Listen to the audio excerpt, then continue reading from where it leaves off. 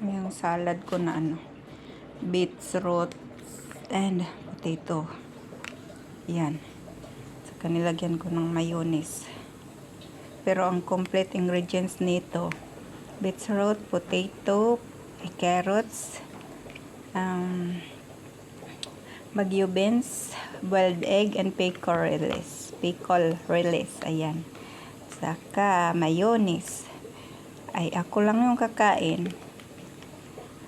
So, dalawa lang yung ginamit ko. Beetroot and potato and with mayonnaise. Ayan. Pero masarap siya. Namimiss ko kasi yung itong lasa niya. Magtanong kayo kung anong lasa nito. Masarap siya, manamis-tapis. Pero yung niya, parang carrots na half cook lang. Yan, yung laman niya. Ayan, sarap. Ang sarap. Ayan.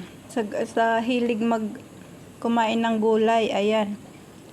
I'm sure magustuhan nyo tong lasa na to.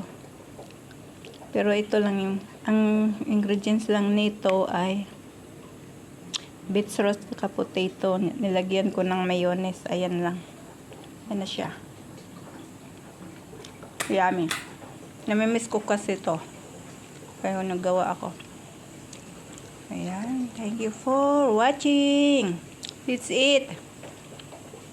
Potato beetroot salad. Thank you.